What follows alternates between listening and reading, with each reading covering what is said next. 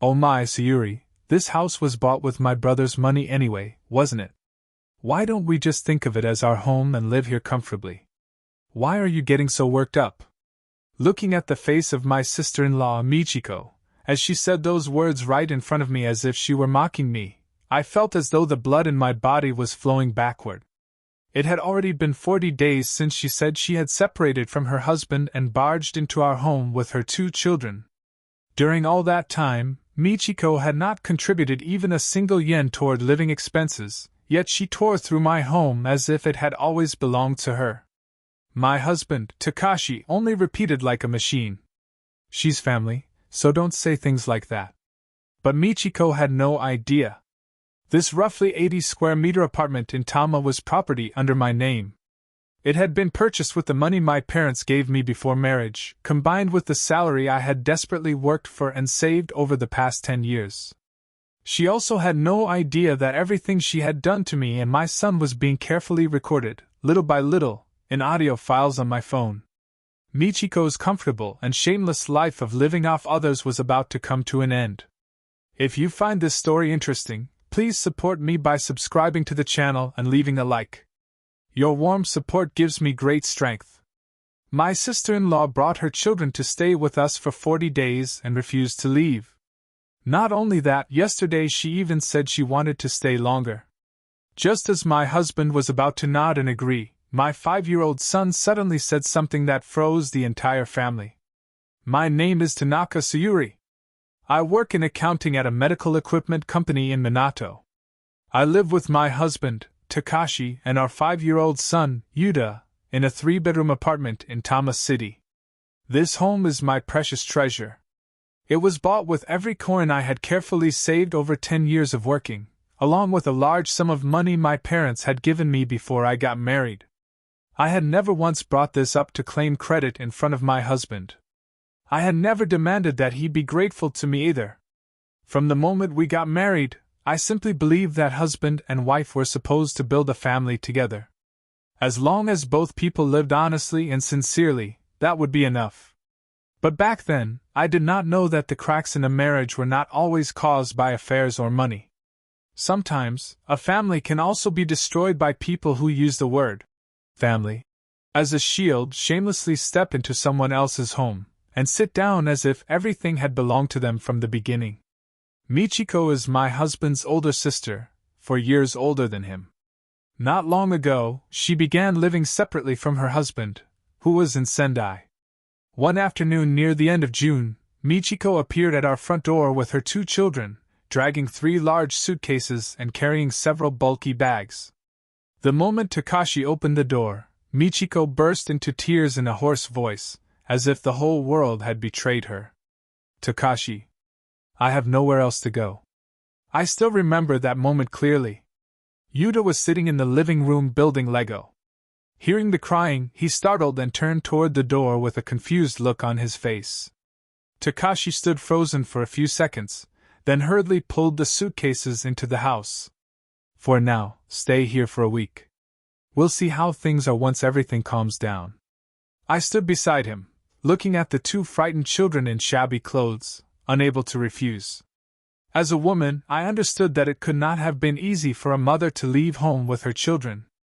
No matter how uncomfortable I felt inside, I could not turn them away at the door. I simply nodded quietly and told myself, yes, if it's only 1 week, it should be fine. The apartment is fairly spacious. I just need to be patient and give in a little. At first, I truly wanted to treat them well. I cleaned out my small study so Michiko and her children would have a place to stay. I moved my belongings to one side, changed the bedding, and even cooked extra dishes that the children might like. On the first day, Michiko held my hand, her eyes filled with tears, and thanked me. Sayuri, I'm so lucky you're here. Otherwise, I really wouldn't know where to go. I smiled and said, please don't think too much about it. For now, just rest and calm yourself down.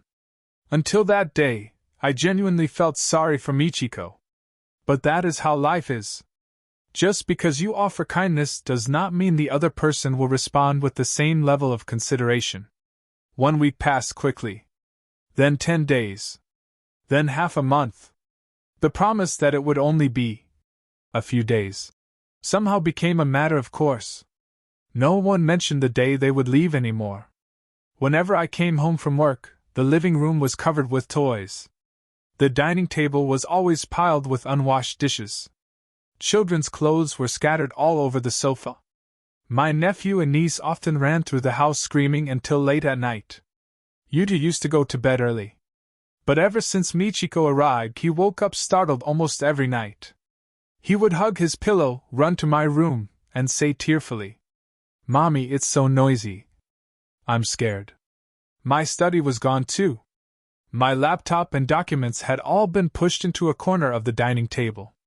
My once quiet and clean home had become as noisy as a small marketplace every single day. I kept enduring it, telling myself that Michiko was going through a difficult situation. But the longer she stayed, the more she began to reveal her true nature, taking everything for granted. She no longer said, "Sorry for troubling you." She no longer cared whether I was uncomfortable or not. Every morning, Michiko slept in. Meanwhile, I had to prepare Yuta for kindergarten and make breakfast for the whole family. She simply watched calmly, as if it were only natural. The electricity and water bills soared. The food in the refrigerator disappeared almost as soon as I bought it. Yet Michiko never once voluntarily offered even a single 1,000 yen bill to help with living expenses. One day, I had bought a carton of organic milk especially for Yuta. But when I came home that evening, I found that half of it was gone. Looking at the milk carton lying on the dining table, before I could even say anything, Michiko calmly spoke first.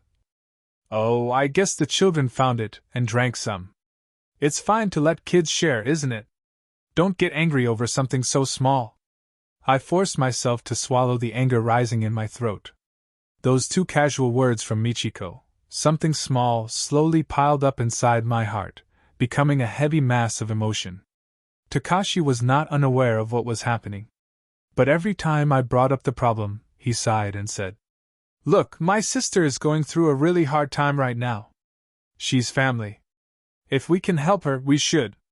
At first, the word family, from my husband's mouth, sounded warm.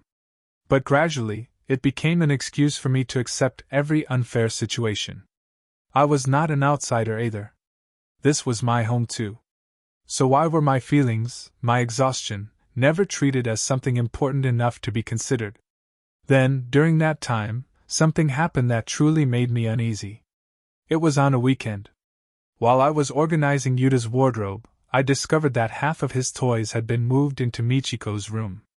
The fire truck Lego set that Yuta treasured the most. Even the teddy bear he hugged to sleep every night was in that room. I called Yuta over and asked him about it. My son lowered his head and said in a tiny voice, "Big brother Keita took them. Auntie said because he's older, I should let him have them." In that moment, I was speechless. My son was only 5 years old. At an age when he should be learning that his belongings deserve respect, and that boundaries matter, the adults around him were teaching him to stay silent and give in under the name of so-called politeness. I held my son in my arms. Feeling the peaceful breathing of my child against my chest, a corner of my heart ached.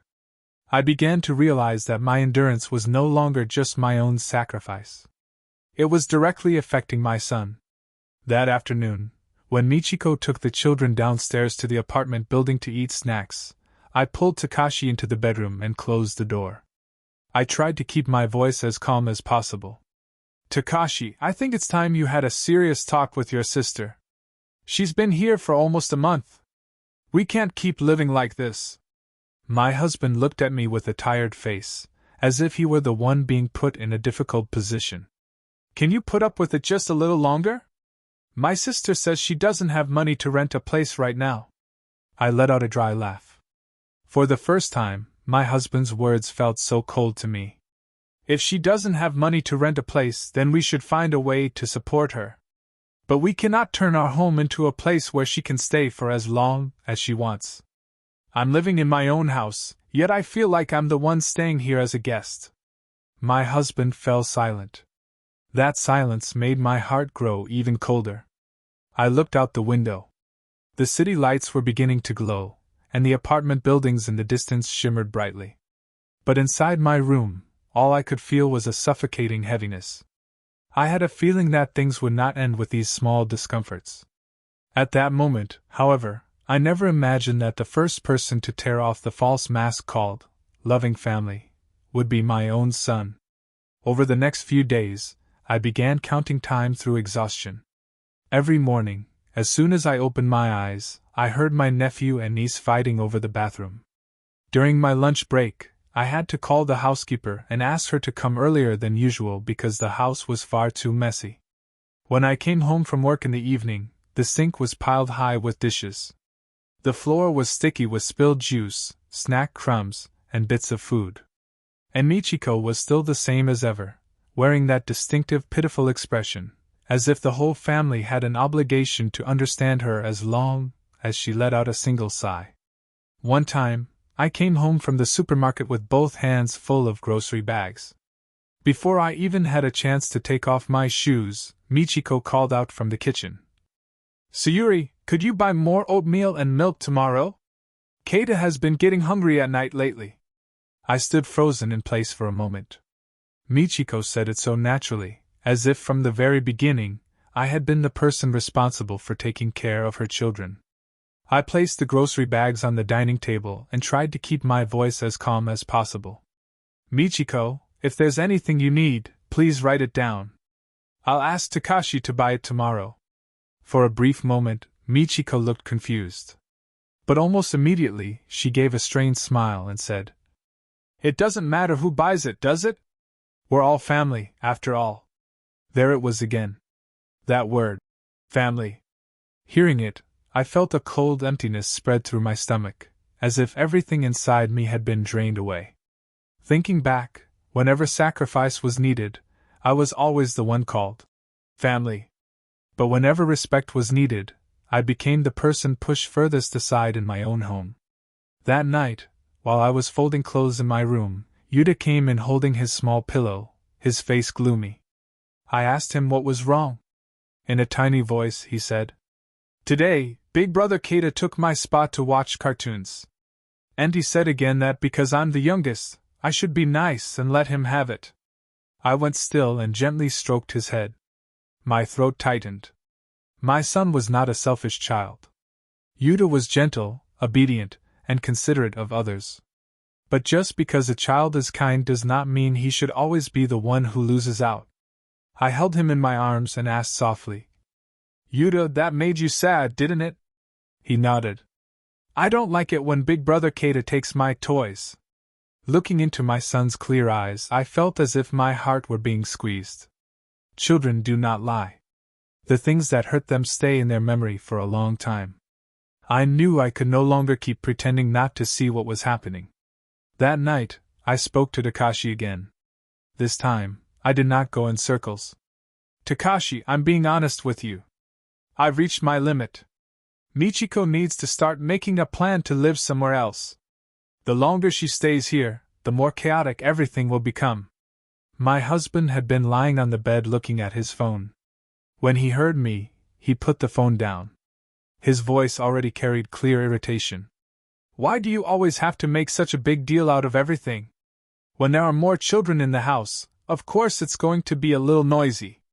I looked straight into his eyes. "The problem isn't just the noise. Our son is having his things taken away, and he's being forced to give in. The rhythm of our entire household has been destroyed. Even I no longer have a single place in this home that feels like mine." My husband sat up abruptly and lowered his voice. "My sister is suffering because of her divorce too. You're my wife. Can't you be a little more understanding?" Those words felt like an invisible hand slapping me across the face. "Because I'm your wife, I have to be understanding? Then you're my husband, so don't you need to stand by my side?" I almost wanted to laugh, but my heart had gone cold as ice. Being understanding does not mean letting someone else use our home however they please, as if it were their own. I've been holding back for almost a month. Takashi was silent for a few seconds, then turned his face away. "Fine. I'll talk to my sister slowly." The word slowly sounded far too light, like a bottomless pit. I understood then that if I left this matter to my husband, nothing would change. The following Sunday morning, I woke up early and made pork and vegetable soup. I thought that since it was the weekend, if everyone ate a warm meal together, perhaps the atmosphere might soften a little. Yuta sat beside me, quietly eating rice with his small spoon. Michiko's 2 children were joking around as they ate and spilled a glass of orange juice across the table. Michiko merely glanced at it, then continued playing with her phone. Before I could say anything, Yuta suddenly turned to Michiko and asked in a clumsy but very clear voice, "Auntie, when are you, big brother Keita, and sister Rina going back to your own house?" Everyone around the dining table froze instantly. No, they were stunned into silence. The spoon in my hand stopped in midair.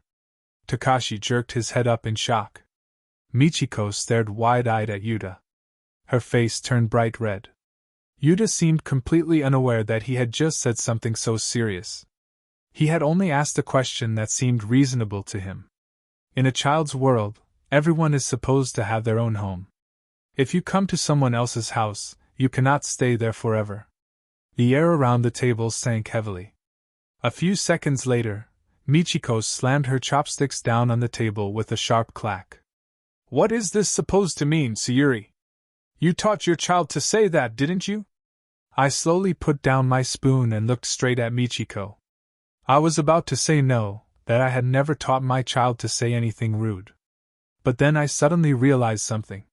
Sometimes, the words of a child strike closer to the truth than the thousands of words adults desperately try to hide.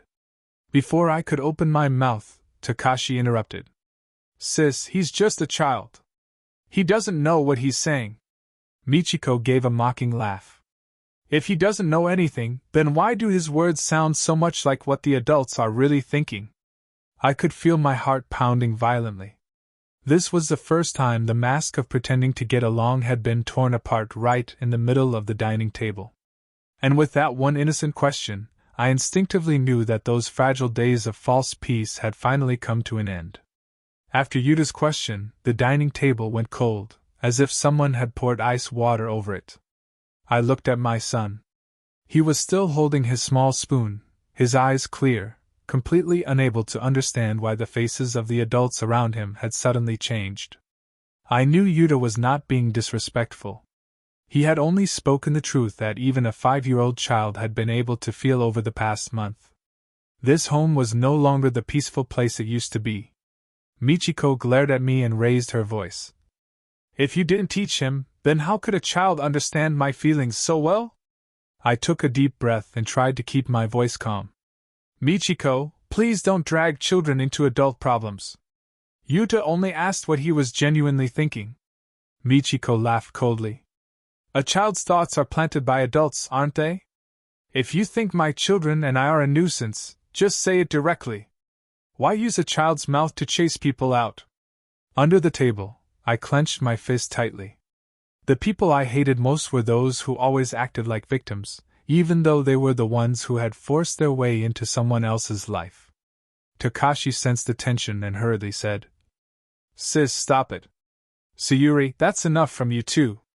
We're eating." Michiko turned to look at her younger brother, her eyes filling with tears. "Takashi, you heard that, didn't you? I told you from the beginning that I didn't want to cause trouble. But now that I'm being hated so openly, how are my children and I supposed to keep staying here with any dignity?" Those words sounded sorrowful on the surface. But I knew Michiko's way of speaking too well. She did not want to leave. She only wanted to turn me into the villain, creating a situation where if I said even one more word, I would become heartless, narrow-minded, and cruel. I looked at the bowl of soup in front of me. The soup had gone cold without me noticing. The weekend breakfast I had worked so hard to prepare had, in an instant, turned into the stage of a play where I was forced to play the villain. Watching the adults argue, Yuta shrank into himself and gently tugged at the hem of my clothes. "Mom!" That one small call made my heart tighten. I did not want to argue in front of my child anymore. I helped Yuta down from his chair and said gently, "Yuta, if you're finished eating, why don't you go play in your room?" My son obediently nodded. But after taking a few steps, he turned back and looked at me with anxious eyes. At that moment, I understood that my son had begun to realize there was a very large wall between his mother and his aunt. The more sensitive a child is, the deeper the wounds remain in their heart. The moment the door to his room closed, Michiko stopped pretending to be weak. She straightened her back and spoke in a sharp voice. "Tell me the truth. You want my children and me to move out, don't you?" This time, I did not avoid it. I looked straight at Michiko. "Michiko, since you asked directly, I'll answer directly. Staying here for 1 week and staying for more than a month without any plan are two completely different things. We cannot continue living together like this." Takashi immediately frowned. "Sayuri." I turned to look at my husband. "Did I say something wrong?" My husband pressed his lips together tightly, his face clearly showing displeasure. "Even so, my sister is in a very difficult situation," I answered immediately. My voice was gradually growing tired. "I never said I wouldn't help. But helping someone doesn't mean I have to endure our married life being completely turned upside down. Can't you see how much our home has changed over the past few weeks?" Michiko curled her lips into a smirk. "Turned upside down? Are you saying I've eaten up all your family's property? Why do you always have to exaggerate everything?" I almost laughed, but the laugh was so bitter it caught in my throat. "Michiko, you haven't eaten up all our family's property. You've only used the electricity here, used the water here, used the furniture here.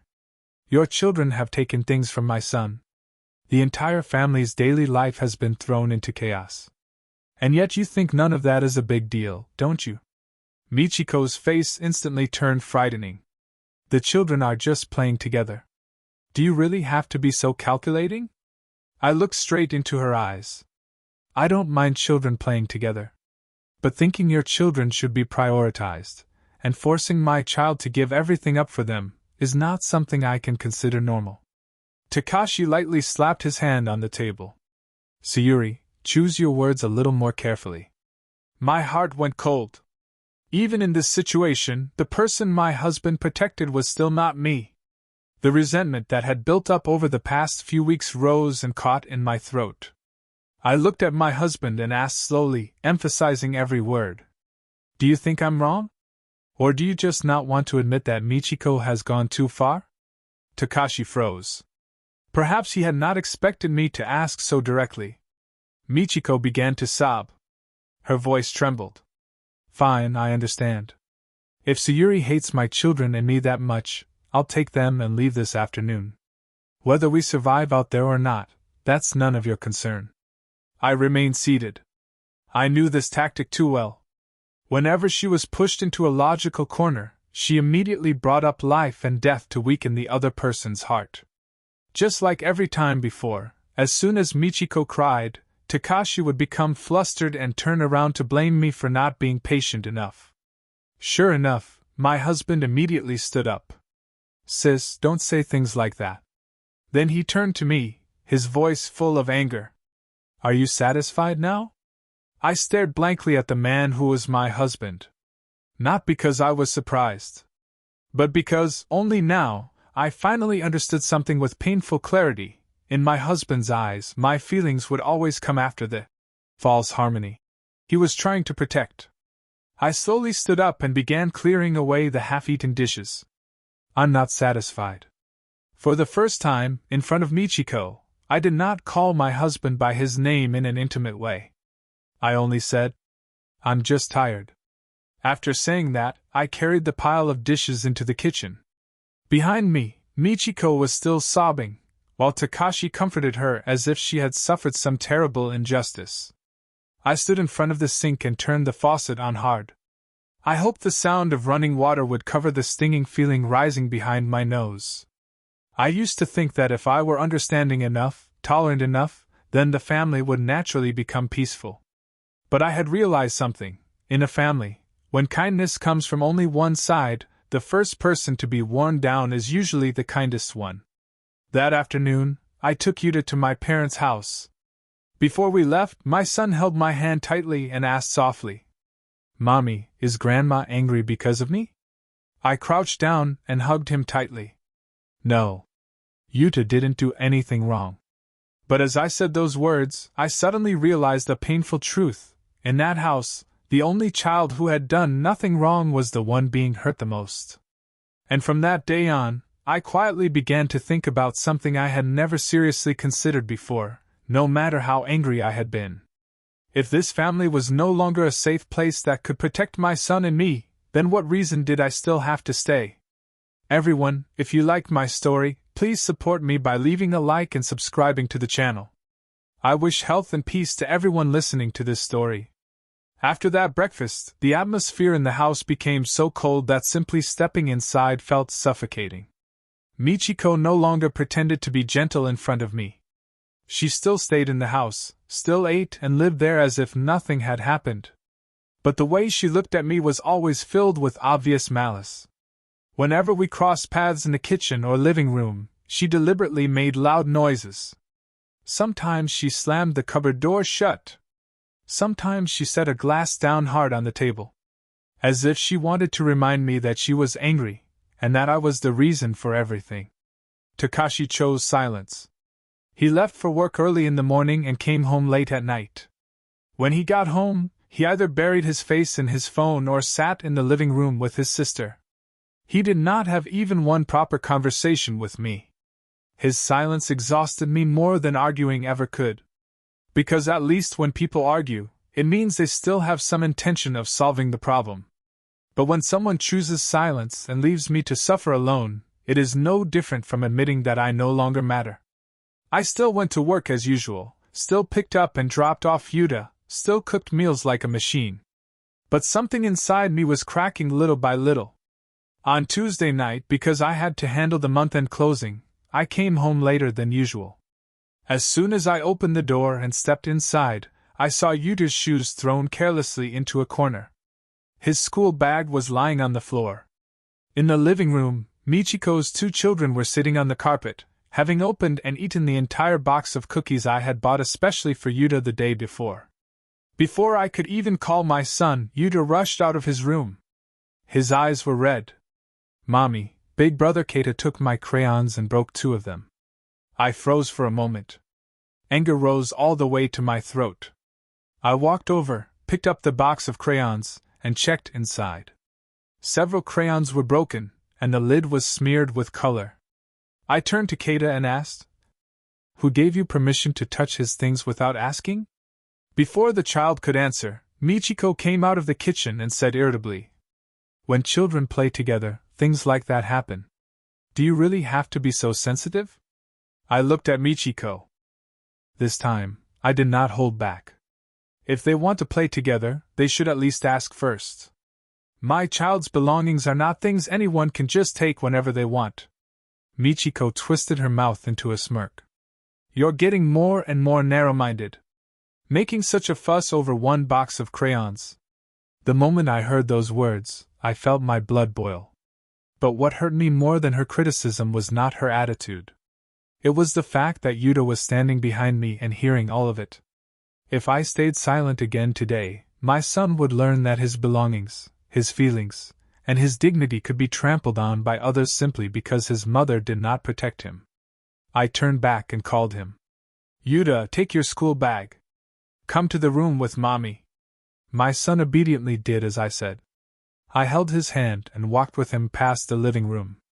At that exact moment, Takashi opened the door and stepped inside. As he changed his shoes, my husband asked, "What happened?" Michiko immediately struck first, raising her voice. "Nothing. It's just that your wife seems to think a box of crayons is more important than peace in this house, so she started yelling at the children." I stopped in the hallway and turned to look at my husband. "Ask your son directly how many things have been taken from him over the past few weeks." Takashi frowned. His face already showed clear impatience. "Sayuri, please, I'm begging you. Stop making such a big deal out of every little thing." I looked at my husband and said through clenched teeth, "Since when did your son repeatedly having his personal space invaded become a little thing in your eyes?" My husband fell silent. That silence always felt like a dull knife. It did not make you bleed right away, but if it kept cutting over and over, it left a deep, aching pain in the heart. That night, after I put Yuta to sleep, I stood alone on the balcony. The breeze blowing in from the river was cool, but my heart felt like a tangled ball of thread. I remembered the early days of our marriage. Right here, Takashi had once held my hand, smiled, and said, "No matter what happens from now on, I will never let you be sad." Back then, I truly believed those words. Because I believed them, I willingly accepted many differences and tried hard to protect a peaceful family. But then I realized that a man's promise can sometimes become lighter than a sigh when he is standing in front of his own blood relatives. The next morning, while I was preparing Yuta's things for kindergarten, I heard Michiko talking on the phone in the living room. It was not the choked, sorrowful voice she used in front of her younger brother. It was a sarcastic, triumphant voice. "It's comfortable here. The house is clean, the air conditioner is on all day, and someone cooks all the meals. At first, I only planned to stay a few days, but now let's see who can actually kick me out." I stood frozen at the kitchen entrance. The hand holding my son's milk bottle began to tremble. Every word from Michiko felt like a slap across my face. All those tears, all those desperate complaints before, had turned out to be an act. But what made me shudder most was the shamelessness in her final sentence. "Let's see who can actually kick me out." Those words showed that she did not feel guilty at all for living off us in my home. On the contrary, she saw it as a game of winning and losing. I did not step out immediately. I stood still behind the door, listening to my heart pound violently. Part of me was furious at being looked down on. But another part of me was strangely calm. For the first time, I clearly realized that if I continued relying on other people's conscience and goodwill, what I would lose would not only be my own peace. It would also be my son's childhood, my self-respect, and perhaps even this marriage. That night, I quietly tested the recording function on my phone, then turned it off. In the dark room, the phone screen lit up, casting a pale blue light across my face. I sat on the edge of the bed for a long time, listening to the steady hum of the air conditioner and my child's peaceful breathing. Then I slowly tightened my grip around the phone in my hand. I had endured far too much for far too long. But when a woman is pushed to the point where she no longer wants to endure, what she thinks about is no longer how to keep the family peaceful. It is how to protect her child. From that night on, I no longer looked at everything with the eyes of someone simply enduring. I began to look with cold clarity. The calmer I became, the more clearly I saw the things I had deliberately ignored before for the sake of harmony. As it turned out, those things had been quietly eroding the lives of my son and me. I said nothing to Takashi. I also did not confront Michiko about the phone call I had overheard that morning. I understood very well, with someone like Michiko, if I rushed out and made a scene, she would cry and play the victim again. In the end, I would be the one painted as impatient. This time, I did not want to argue. I wanted to leave evidence. The next morning, I still went to work, but my heart could not settle. During my lunch break, Yuta's kindergarten teacher called me. Her voice was cautious, but the moment I heard her words, my heart nearly shattered. "Yuta's mother, lately Yuta has been speaking much less than before. Today, he often sat alone. When his friends invited him to play, he didn't show much interest. When I asked him about it, he said there are too many people at home, so he doesn't want to go back." I gripped the phone tightly, feeling my fingertips grow cold. A 5-year-old child had begun to fear his own home. I thanked the teacher and hung up. Then I sat blankly in front of my computer screen for a long time. The numbers in front of me blurred. Only my son's words echoed in my mind. "There are too many people at home, so I don't want to go back." That evening, I deliberately brought Yuta home a little later. As soon as we stepped inside, he saw Keita and Rina spreading his Lego set all over the floor. Yuta immediately froze. He turned to look at me without saying anything, but his small hand tightened around mine. Before I could speak, Michiko came out of the kitchen and said as if it were only natural, "You're back? The children are just borrowing it for a bit. They're all kids under the same roof, so what's the big deal?" I calmly helped my son take off his shoes before answering. That belongs to Yuta. From now on, please tell your children to ask him first. Michiko shrugged. Oh, there's no need to ask. We're all family living under one roof. I did not argue anymore. I simply took my phone out of my coat pocket, started recording, and placed it face down on the TV stand. Dinner that night took place in silence. Takashi sat beside his sister as usual. From time to time, he served food to his niece and nephew. Yuta sat close beside me, head lowered, barely eating anything. Seeing him like that made my heart ache. After dinner, just as I had expected, another problem happened. The moment Yuta took a box of snacks out of the cupboard, Keita snatched it away. My son's eyes turned red as he said, "That's mine." Then he tried to take it back. Keita shoved Yuta's hand hard. Rina joined in too. Just as I came out of the bathroom, I saw Yuta stumble and fall sitting onto the floor. The snack box flew out of his hands, and the snacks scattered everywhere. My son did not cry right away. He simply sat there blankly for a few seconds, as if he had already begun to get used to being treated that way. I rushed over and helped him up. Who pushed him? Keita opened his eyes wide and looked at me. Before the child could say anything, Michiko cut in. The kids were only playing around. Do you really have to make such a big deal out of it? I held Yuta in my arms. I could feel his body trembling slightly. Children playing around is normal, is it?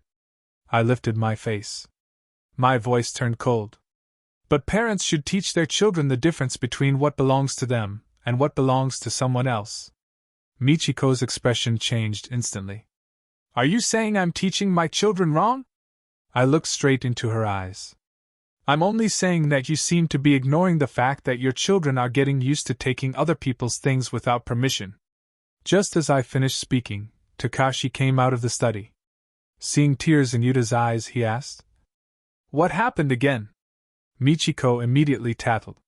"Look at your wife. Just because the children ate some snacks, she's saying I don't know how to raise my kids." I let out a dry laugh. Just because of snacks? I stroked Yuta's head and said each word clearly. Your son was just pushed and fell down. Takashi looked down and noticed that Yuta's knee had turned red. He froze for a moment. But only 1 second later, he sighed again and said, "Fine. From now on, we'll just watch the children more carefully, okay?" I was speechless. No apology. No scolding for anyone. Not even a single sentence to protect our child. Just, "Fine. From now on, we'll watch them more carefully." I suddenly understood. If this father continued being this weak, then I was the only one who could protect Yuta. That night, after putting my son to sleep, I took out my phone and played the recording. Michiko's excuses. Takashi's evasive attitude. Everything had been recorded clearly. In the darkness, as I listened to that recording, I felt my heart turn cold like water. When I stepped back from my emotions, I finally saw the truth with such clarity. I was no longer the wife who only waited for her husband to understand.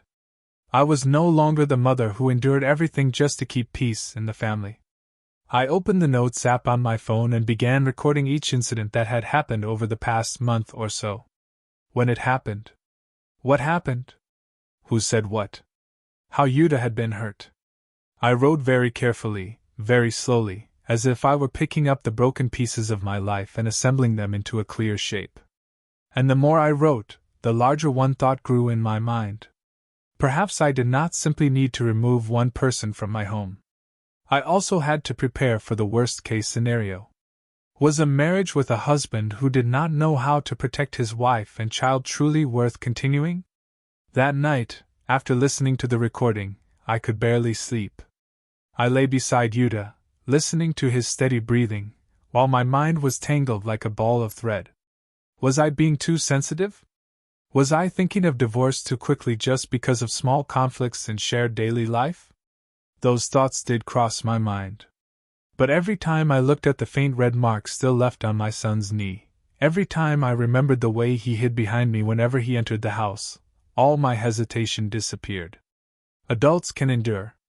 Adults can deceive themselves with the words, "Things will get better soon." But children do not know how to lie. If a child begins to fear his own home, then it is no longer a small problem. The next morning, I took a half-day off from work. After taking Yuta to kindergarten, I did not go straight home. Instead, I drove to my mother's house in Setagaya. My mother lived alone in an old house tucked inside a quiet alley.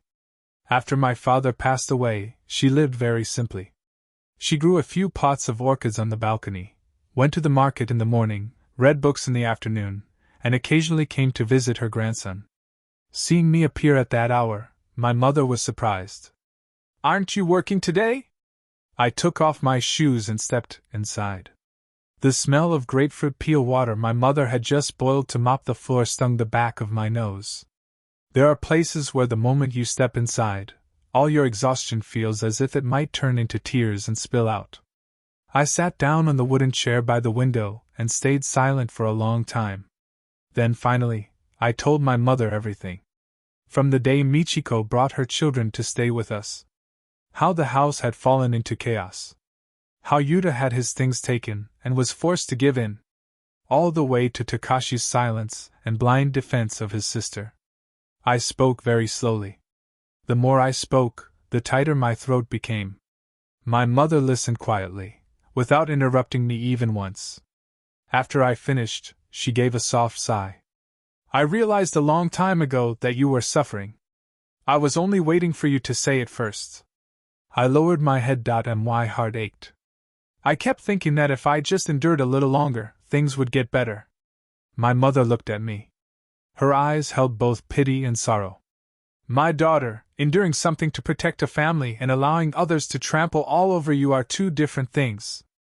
There are things worth enduring, yes. But when it starts harming your child, you must never hesitate." I lifted my head and looked at my mother. Her hands had deeper wrinkles than before, but her voice was as strong as it had been when I was a child. Suddenly, I wanted to lean on her. I did not want to keep appearing as an understanding wife, a calm and strong mother. Just once, I wanted to be a weak daughter. "What scares me most is, if I really get divorced, Yuta will suffer." My mother placed her hand over mine. "Living in a marriage like this is already making him suffer." Her words left me speechless. She was right. I had been so afraid of my child growing up without a father that I had forgotten something. Sometimes, a father who is physically present but unable to protect his child creates an even greater emptiness. After spending nearly an hour at my mother's house, I felt as if a heavy stone had been lifted from my heart. Before I left, my mother opened a drawer and took out an old document envelope. "I kept a copy of the registration papers for your apartment. And the savings account I opened under your name years ago. I have already withdrawn it all. I'm not giving you these things to tell you to get divorced. But a woman must always prepare an escape route for herself." I took the document envelope, feeling the bridge of my nose sting. When I got married, my mother had quietly handed me a large sum of money and said, "Use this to build a small family of your own." Back then, I thought I had met a good husband, so I would never need an escape route. Only today did I finally understand why every mother so carefully prepares a lifeline like this for her daughter. Around noon, I returned to the apartment. As soon as I opened the door, I heard cheerful laughter coming from inside. Michiko was sitting in the living room, video calling someone. In her hand was the cup of bubble tea I had ordered that morning but had not yet had the chance to drink. The moment she saw me, she hesitated briefly. But immediately afterward, she calmly took another sip as if nothing had happened. "Oh, you're back? I thought you bought this for everyone to share, so I drank it first." I stood still for a few seconds. In the past, I probably would have laughed it off. But now, every small detail like that felt like a thorn stabbing into my eye. It reminded me how much my patience had fed someone else's shamelessness. I walked straight to the table and placed the file of documents down. "Please don't think everything in this house belongs to you, or that you can use anything however you want." Michiko frowned. "What did you just say?" I looked straight into her eyes. "Exactly what I just said." Michiko's face changed instantly. Perhaps this was the first time she had ever heard me speak in a tone that was not gentle. At that moment, Takashi came out of the room. Seeing the expressions on both our faces, he frowned. What happened now? Michiko spoke before I could. Look at your wife. I only accidentally drank one drink, and she's talking as if I stole something. I almost laughed. It was a bitter, unfamiliar laugh, so unfamiliar that even I found it strange. That's right. Accidentally drank it. Accidentally used things. Accidentally took things. Accidentally stayed too long. When it comes from your mouth, Michiko, everything becomes a small matter, doesn't it? Takashi looked at me, his face tightening. Sayuri, what kind of way is that to speak? I turned to my husband. The way a person speaks when she has reached her limit. My husband tried to say something else, but I did not give him the chance to interrupt. This afternoon, take Michiko to look for a rental room. I am saying this for the last time. We cannot continue living like this in this house. The living room fell completely silent. Michiko glared at me. Her face turned bright red. Are you really trying to kick me out? Yes, I answered. My voice was as cold as ice. I am kicking injustice out of my home. Takashi stepped toward me, grabbed my wrist, and lowered his voice. Hey, calm down. I shook his hand off. I am the one who has had to stay calm for more than a month. I don't want to be calm anymore. After saying that, I picked up the documents and walked straight into the bedroom. For the first time in many days, I was not trembling.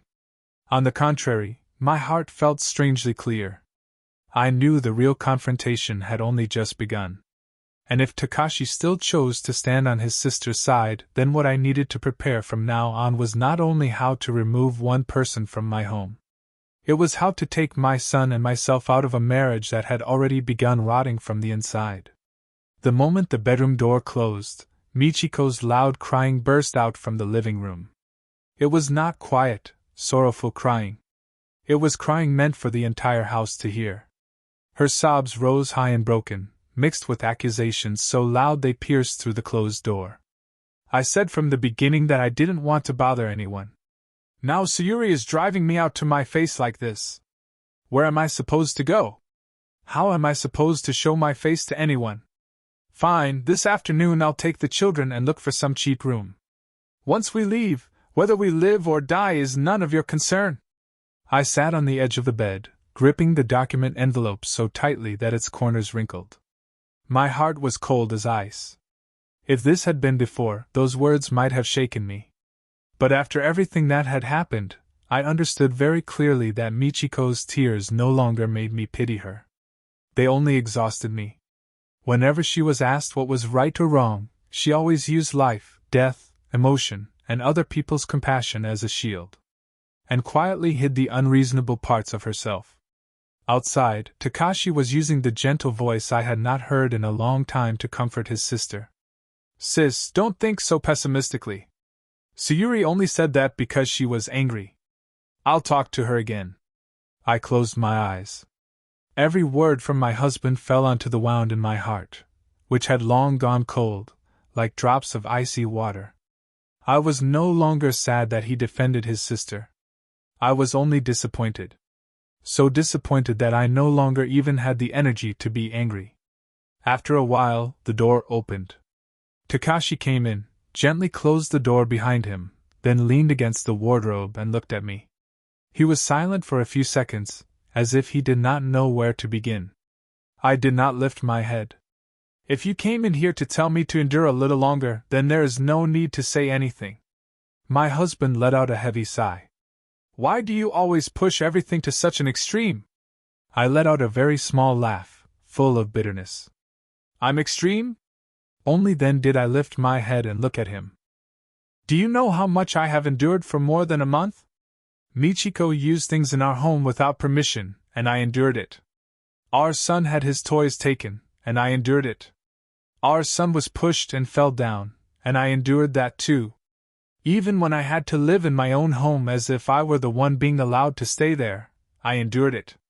In your eyes, is all of that still me acting extreme?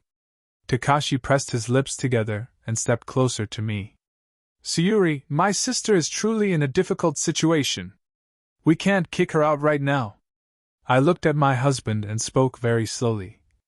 Can't, or don't have the courage to? My husband's face stiffened. I knew I had touched the most painful part of him. From beginning to end, Takashi was not someone who could not tell right from wrong. He was simply a man too weak to have the courage to choose what was right. Especially when doing the right thing meant saying harsh words to his own blood relative. He was not a bad person. But that exact, not bad, quality was what made him most frightening. Because people like that can hurt others while still preserving the appearance of being decent. He spoke in a restrained voice. I don't want our family to become like this. I looked at my husband and felt my heart go empty. Our family did not become like this because of me. My husband was silent. I stood up and walked to the window. Outside, the evening light cast a pale golden glow over the high-rise buildings. The street below was still as busy as always. Only the life inside this house had fallen off its track. I'll ask you one last time. I turned around and looked straight into my husband's eyes. Are you going to take Michiko to look for a place to live? Takashi avoided my gaze. Give me a few more days. A few days? I asked immediately. My husband quickly said, until she calms down a little. I nodded faintly. It was a very small movement, but something inside my heart shattered completely. Until she calms down. A perfect, gentle excuse. So gentle that anyone listening would think it reasonable.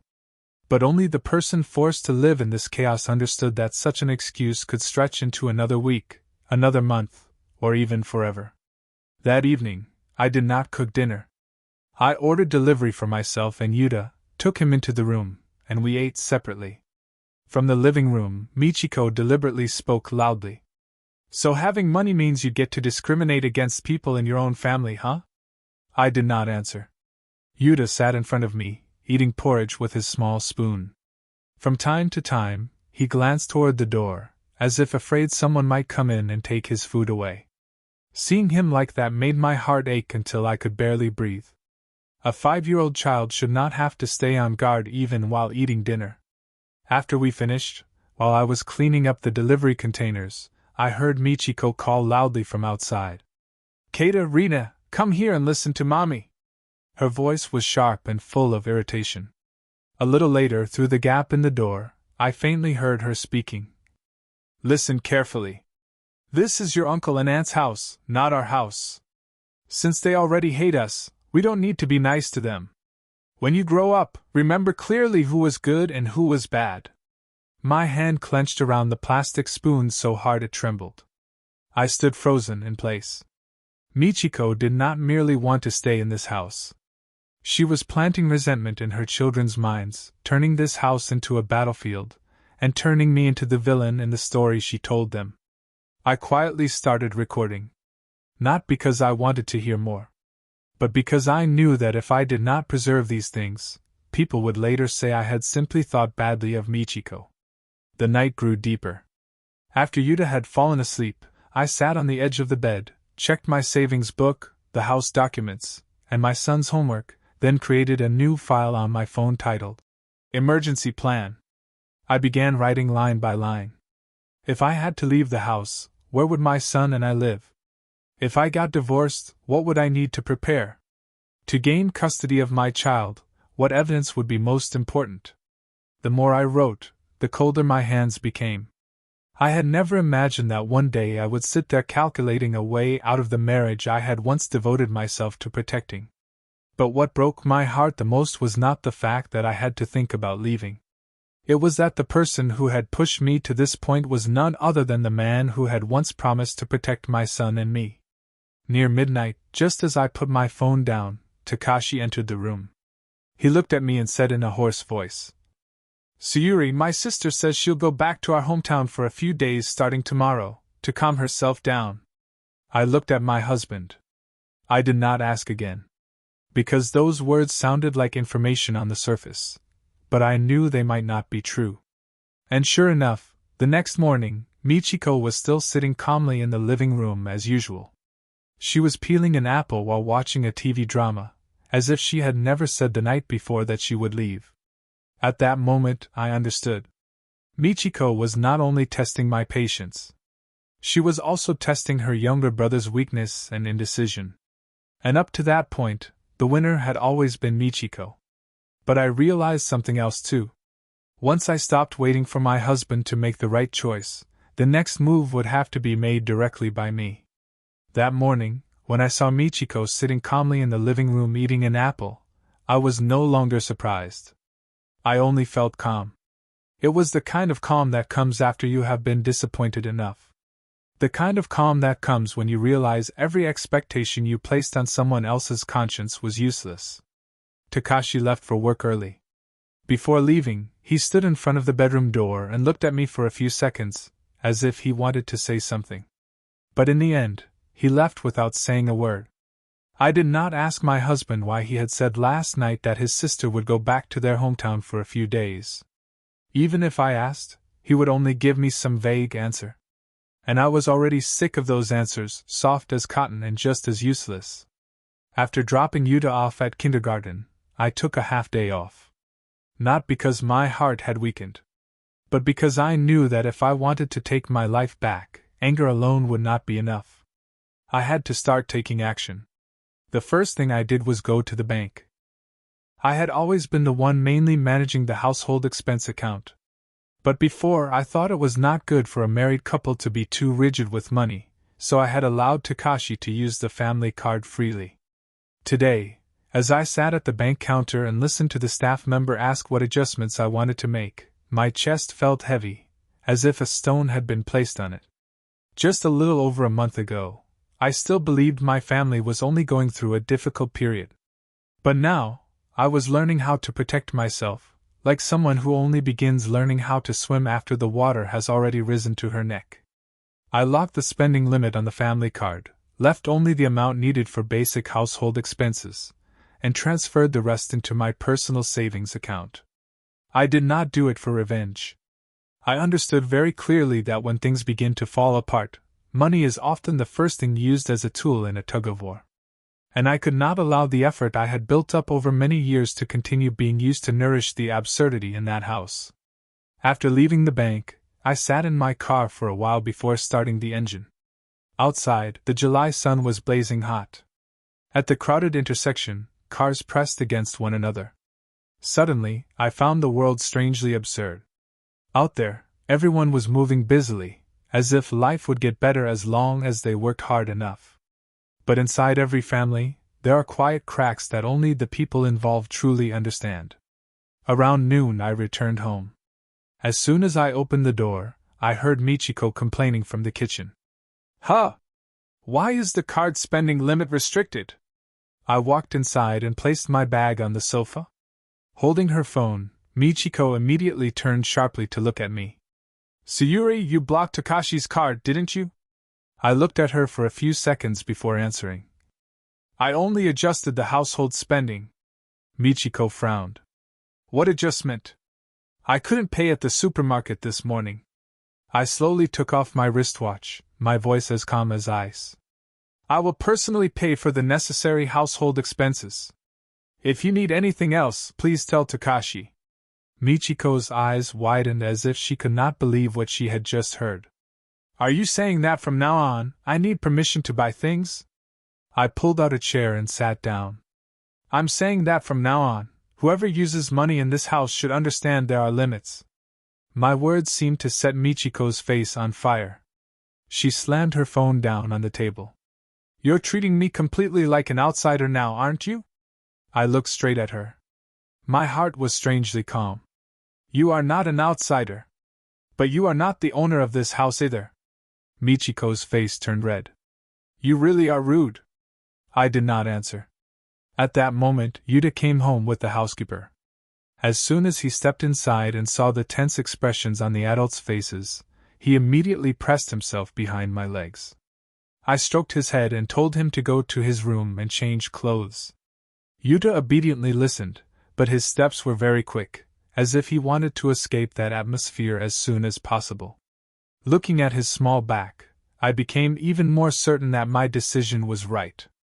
That evening, Takashi came home earlier than usual. The moment he stepped through the door, he called me out to the balcony. His voice was restrained, but irritation still seeped through.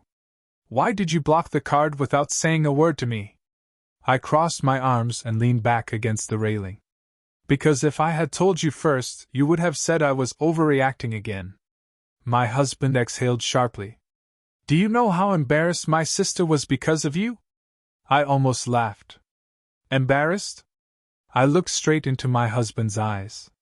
"Do you know who has been the most embarrassed person in this house for more than a month?" My husband fell silent. I continued, every word clear. "I did not cut off living expenses. I only stopped my money from being used as if it were something to be taken for granted." "Your money?" my husband repeated in a voice filled with disbelief, bitterness, and surprise. It was truly sad. Only now did he remember the word. Married couple. When he wanted me to endure and sacrifice, his sister was blood family, while I was almost drawn as someone who should be pushed aside. "You're misunderstanding," I answered. "I'm not trying to separate money from my husband. I'm only trying to stop someone else from spending our family's money without limits." Takashi clenched his jaw. His voice lowered. "You've changed." I nodded. "No. I just can't keep living foolishly like before." Those words stunned my husband. Perhaps he had not expected me to speak so directly. But I no longer had the strength to pretend to be gentle with people who kept pushing me into a corner.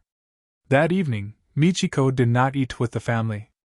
She closed the door to her room, but every now and then, she deliberately left it slightly open so her phone conversation full of self-pity could leak out. She said I was ungrateful. That Sayuri looked down on people just because she had money. That she was only staying for a short time, yet I treated her like a beggar. I sat in my son's room, repairing the broken Lego pieces, listening to every word. But this time, my heart did not hurt the way it used to. Perhaps when pain crosses a certain limit, it turns into resolve. I took out my phone and sent a message to an old classmate from university who had studied law and was now working as a lawyer at a small firm near the courthouse. I sent only one sentence. "If a wife wants to prepare documents in advance to obtain custody of her child, where should she begin?" After sending the message, I put my phone down and looked at my son, who was coloring beside me. Under the yellow light, Yuta's tilted face looked so gentle. His long eyelashes trembled slightly. He was so well behaved that it hurt my heart. I knew I did not necessarily have to leave immediately, but I also knew clearly that from today, I had begun laying the first brick on the escape route for my son and me. And when a woman begins thinking about leaving, the most frightening thing is no longer her crying or resentment. It is her cold silence right before she walks away. The next morning, I received a reply from Mickey, my university friend, who was now a lawyer at a small firm near the courthouse. Mickey's message was short, but every line made me feel more grounded. "To protect custody, you need to prove that the current living environment is negatively affecting the child. To protect property, you need to clearly distinguish which parts are personal assets and which were formed during the marriage. If you don't want to be passive in a divorce, don't wait until you're cornered before rushing to prepare. Do it in advance." I read those lines over and over again. Strangely, instead of fear, a cold and clear feeling rose inside me. It was like wandering in fog for far too long and finally seeing a road appear in front of me. No matter where that road led, at least it was more realistic than standing still where I was. That afternoon, while I was teaching Yuta how to write letters, Michiko suddenly knocked on the bedroom door. Before I could answer, she pushed the door open and came in. Her face was no longer sharp like it had been a few days earlier. Her eyes were red and swollen. Her hair was tied messily, and her arms were full of children's clothes. She looked like a woman who was truly in a pitiful situation. "Sayuri, I need to talk to you." I put Yuta's notebook down and told him to read a book at the living room table while waiting for me. Yuta looked back and forth between Michiko and me, then quietly went outside. As soon as the door closed, Michiko dropped heavily onto the edge of the chair. Tears immediately began falling. I'm sorry. I stood still and looked at her. If this had been a month ago, perhaps just seeing Michiko cry like that would have shaken my heart. But now, I was no longer naive enough to believe that tears always meant regret. Michiko cried as she spoke. The truth is, I didn't want to stay here like this either. But you know, my husband abandoned me, and I don't have a place at my parents' home. Telling me to take 2 children and rent a place outside sounds easy, but it isn't that simple. I did not interrupt. I let Michiko speak. Because the more a person talks, the easier it becomes for their true thoughts to slip out. Sure enough, after sobbing and telling her sad story for a while, Michiko wiped her tears with her hand and looked at me. Just this once, could you forgive me one more time? As soon as I have the money ready, I'll move out right away. I asked very quietly. How long will that take? Michiko froze. It was only for a very short moment, but it was enough for me to understand that she had no concrete plan at all. I'm asking an acquaintance to help me look. I nodded. So that means you don't know when, right? Michiko bit her lip. Her voice trembled. Sayuri, I know you're angry. But as one woman to another, couldn't you try to understand my situation a little? Do you know how miserable it is for a divorced woman with 2 children? Hearing that, my heart grew a little heavier.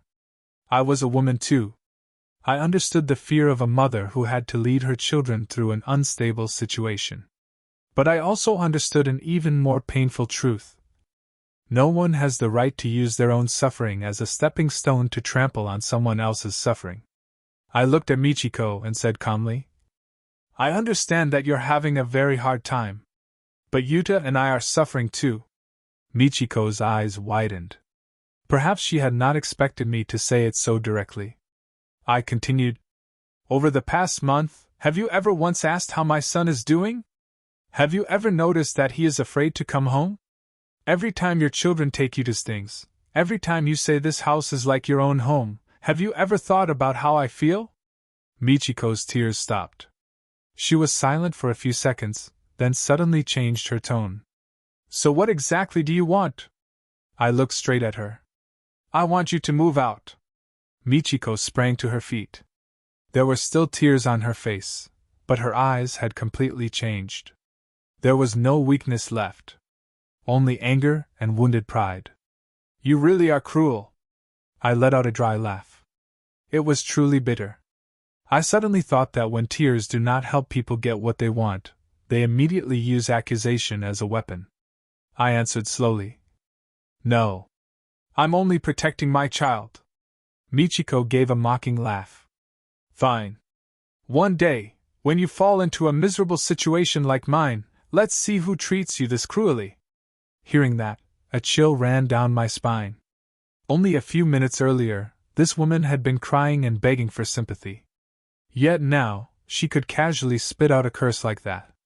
At that exact moment, the bedroom door was pushed open forcefully. Takashi walked in. He had probably heard part of the conversation. He looked at Michiko, then turned to me. His face darkened.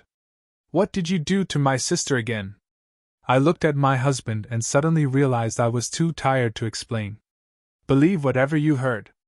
Michiko immediately began sobbing again. Takashi, I only asked Sayuri to give me a little more time. But she flatly told me to get out. Takashi turned to me and lowered his voice. Sayuri, enough. I lifted my face and looked at my husband. Enough? I pointed toward the door. Ask Michiko what she just said to me. Michiko immediately cried even louder. Fine, I understand. No one here accepts my children and me. The way Michiko repeated that line made me both exhausted and almost amused. How many times had it been? Every time, she spoke as if she had been pushed to the edge. Yet the next day, she continued living calmly as if nothing had happened. Takashi stepped into the middle of the room and, almost by reflex, stood in front of his sister, as if shielding her. Seeing that posture made my heart turn completely cold. I did not need to hear anything else.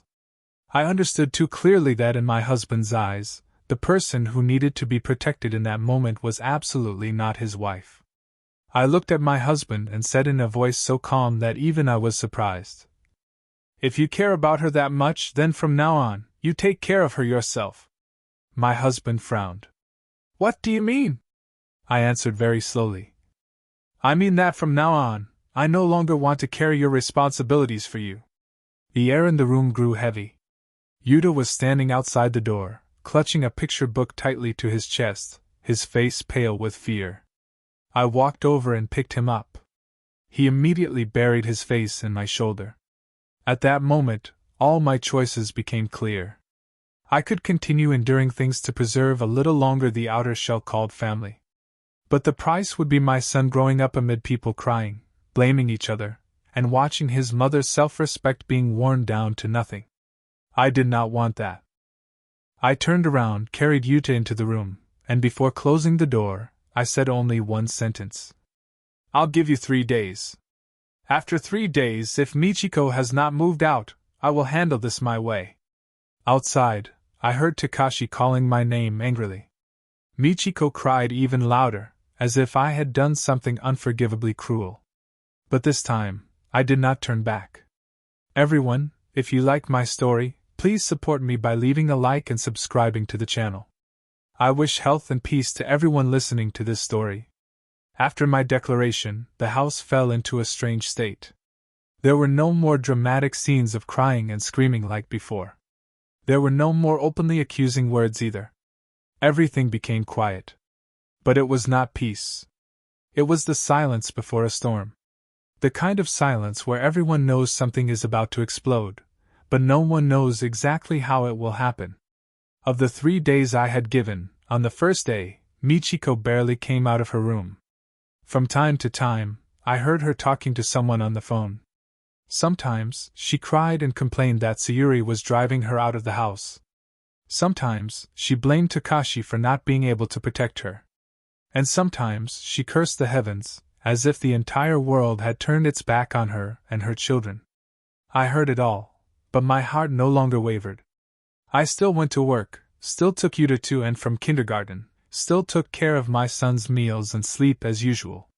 The only thing that changed was that I no longer believed I had to be responsible for everyone's emotions in that house. Takashi grew colder and colder.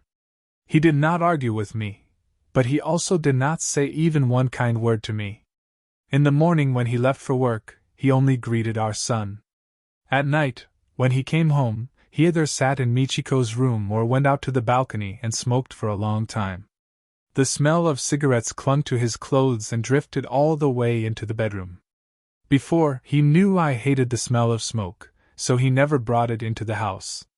But now, it seemed he no longer cared whether I hated it or not. On the second night, just after I had put Yuta to sleep and stepped out, I heard a knock on the door. When I opened it, Takashi stood there with an utterly exhausted expression. "Can we talk outside for a bit?" I followed my husband into the living room. Only half the lights were on. The yellow light fell over the dining table, making the space feel even heavier. He pulled out the chair opposite me and sat down. After a long silence, he finally spoke. "Do you really have to take it this far?" I looked at my husband. "What exactly do you mean by this far?"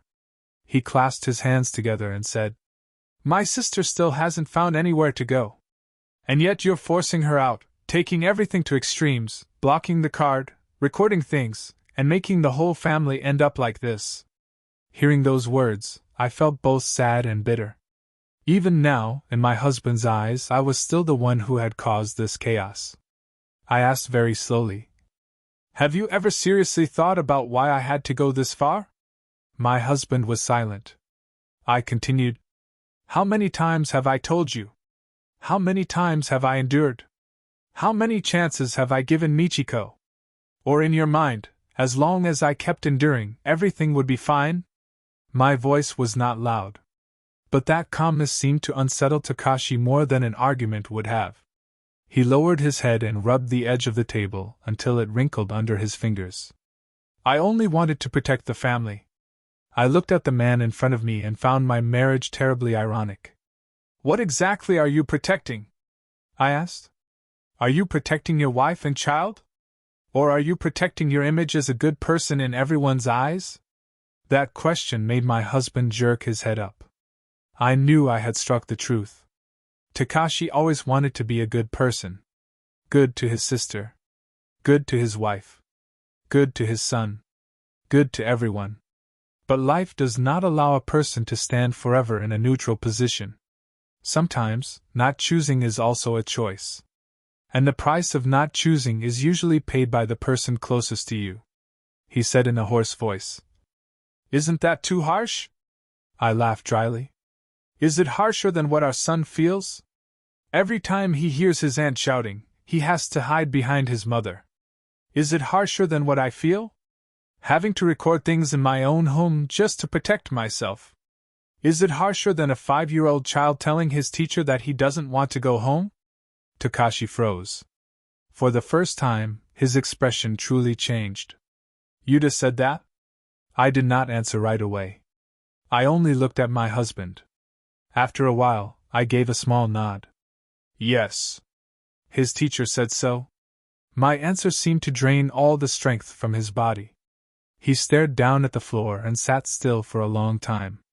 I was silent too. I no longer cared about winning or losing. I only hoped that, no matter how late it was, my husband would finally look directly at the consequences of everything. After a while he spoke. His voice was completely exhausted.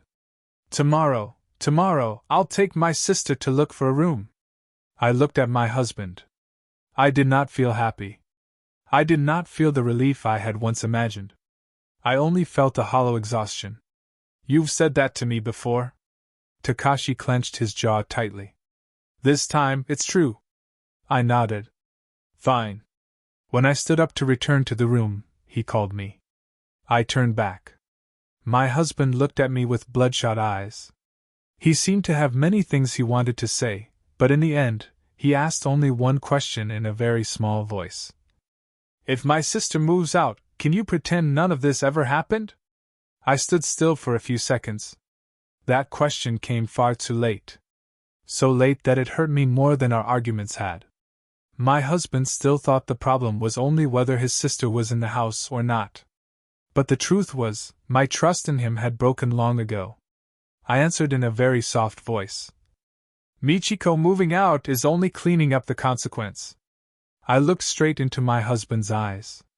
What I don't know can be restored, is this marriage. After saying that, I returned to the room. That night, I could not sleep. I lay beside Yuta, listening to the light wind blowing outside the balcony. In my mind, I kept seeing Takashi's eyes when he asked that question. Perhaps he had begun to feel afraid. But his fear came only after I had already gone through too many disappointments. On the morning of the third day, I woke up earlier than usual. As soon as I stepped into the living room, I saw the suitcases placed in the middle of the house. Michiko stood beside the sofa. Her eyes were red and swollen. Her 2 children sat huddled beside her. Takashi stood near the door. His face looked exhausted and gray. No one said anything. The air was as heavy as lead. I looked at the 3 suitcases, and an emotion I could not name rose inside me. There was no sense of relief. No feeling of victory. Only the feeling that everything had finally been pushed to the point where it should have arrived long ago. But at the very moment I thought this was about to end, Michiko suddenly turned to look at me. Her whole body trembled, and then she suddenly dropped to her knees on the floor. Sayuri, I'm begging you, please let me stay for just a few more days. At that moment, I understood that these final 3 days were still not the end. Perhaps the biggest explosion was only just beginning. When Michiko dropped to her knees, the air inside the house seemed to freeze. Her 2 children were sitting beside the suitcases, staring wide-eyed at their mother. Takashi stood stunned, and I stood in the middle of the living room, realizing that the sympathy I used to feel no longer rose inside me. If an outsider had seen that scene, they probably would have thought I was terribly cold. A woman cornered with 2 children, kneeling and begging in her own brother's home, while I simply stood there. But only I understood that behind that bowed head was not only despair. There was calculation too, and an intention to place someone else over the fire of guilt so their heart would soften. Michiko lifted her face and looked at me. Tears streamed down without stopping. Sayuri, I'm begging you. Just a few more days. I'll definitely find a room and move out. I truly promise. I looked at Michiko and said in a very calm voice. Michiko, you've already promised many times. As if afraid I might walk away, Michiko half crawled forward and grabbed the edge of the sofa. This time it's real. I almost laughed, but the smile was thin and cold. You say it's real every time. Takashi stepped forward and bent down to help Michiko stand. Sis, for now, just get up.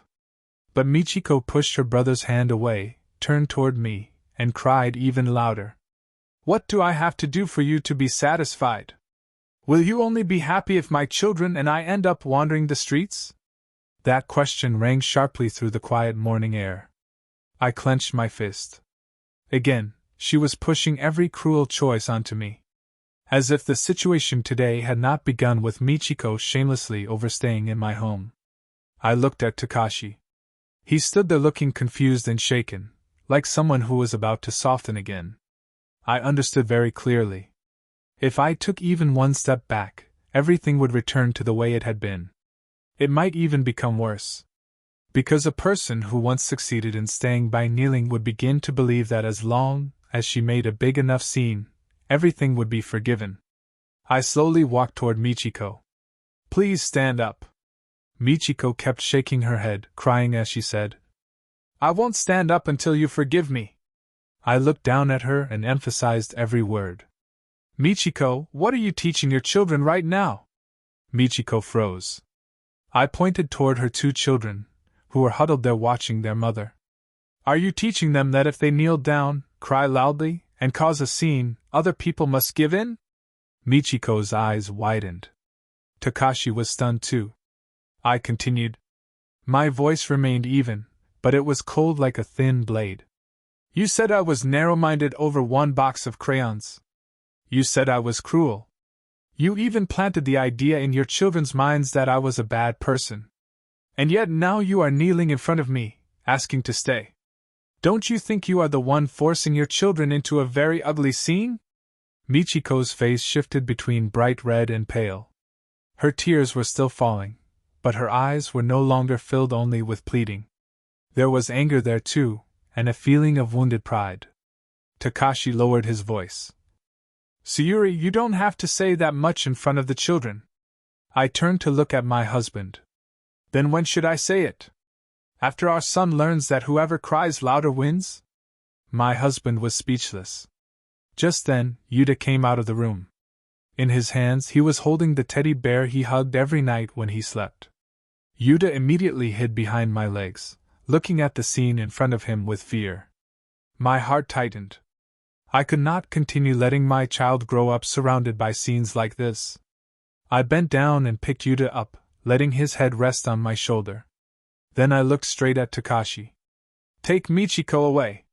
My voice was not loud, but it was clear and firm. As if her pride had been wounded, Michiko suddenly sprang up from the floor.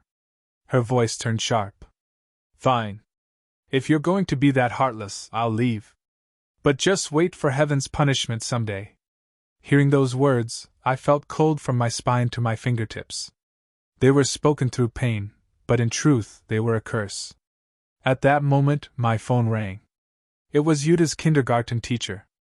I held my son with one arm and answered the phone with the other. The teacher's voice was quiet but urgent. Yuta's mother, I forgot to tell you yesterday. Recently, Yuta has often been waking up startled during nap time. Sometimes he even cries and says, "Don't take my things." I froze on the spot. Every word from the teacher stabbed into my chest like a knife. Yuta was in my arms, warm and obedient. Yet inside his heart, the anxiety from home had followed him all the way into nap time at school. I thanked the teacher and hung up, then turned to look at Takashi. Strangely, at that moment, all the rage inside me settled into a terrifying calm. Did you hear that? Takashi looked at me, His eyes beginning to waver. I continued. Your son is so afraid of having his things taken that he wakes up startled during nap time. My husband's face went pale. Michiko, standing beside him, also fell silent. I looked at both of them and slowly spoke each word. This is no longer about staying for a few more days. This is about the fact that our son has truly been hurt. A heavy silence covered the room. Michiko's 2 children stood motionless too. Perhaps this was the first time no one could find a reason to say I was overreacting. Takashi stepped forward, trying to touch Yuta's shoulder, but Yuta immediately burrowed deeper into my arms. It was only a small reflex, but that sight instantly made my husband's eyes turn red. I knew he was hurting. But that pain had arrived far too late. Michiko's lips trembled as if she wanted to salvage the situation, but in the end, she could only utter one weak sentence. I didn't know it was that serious. I looked at her. That's because from beginning to end, you never truly thought about my son. After saying that, I went into the bedroom and took out the bag I had prepared the night before. Inside were clothes for my son and me, necessary documents, a little cash, and copies of important papers. I placed the bag on the table, then looked at Takashi for the last time that morning. Whether Michiko leaves or not is no longer the most important thing. My husband stood frozen. What do you mean? I hugged Yuta tighter. Today, I'm taking Yuta to my mother's house for a few days. During that time, think carefully by yourself. Think about who you truly want to protect, and what you truly want to keep. For the first time, a clear fear of loss appeared on Takashi's face. But I did not stop anymore. Because I knew that there is a kind of leaving women do not use as a threat, but as a way to make the people left behind understand that if they take one more wrong step, what is lost will never be recovered. I did not wait for Takashi to add anything. I carried Yuta, picked up the bag, and walked straight out the door. Behind me, I heard my husband call out urgently. Sayuri, wait a minute. But this time, I did not stop. If I turned back, if my heart wavered and I was pulled in again by his explanations that had come far too late, everything would fall back into the old cycle. I was too tired of that repetition. Only after reaching the first floor of the apartment building did I set Yuta down and straighten his clothes. Yuta looked up at me. His big round eyes were still full of anxiety. Mommy, where are we going? I stroked his head and tried to smile as gently as possible. We're going to Grandma's house for a few days, okay? Yuta immediately nodded. He did not ask why. He did not whine. He did not ask to go back and get more toys. That obedient nod made my heart tighten. My son was only 5 years old. At that age, he should have preferred a place with more toys, more space, and more beauty. And yet, just hearing that we were going to Grandma's house made him feel relieved. That alone was enough for me to understand how suffocating that house had been for him. My mother opened the door. As soon as she saw me holding a bag and carrying Yuta's things, she immediately understood that something had happened. She did not ask much. She quickly hugged her grandson inside, handed me slippers, and pulled the small suitcase in. I sat Yuta down on a chair and took milk from the bag for him. The moment he sat down, he let out a tiny sigh of relief, hugged his teddy bear tightly, and curled up in the corner of the sofa. My mother looked at me and said softly, "He must have been so scared." Those words made the corners of my eyes burn. I briefly told my mother what had happened that morning, about the teacher's call, and about Yuta waking up startled during nap time. After listening, my mother was silent for a while. Then, after a moment, she said only one sentence.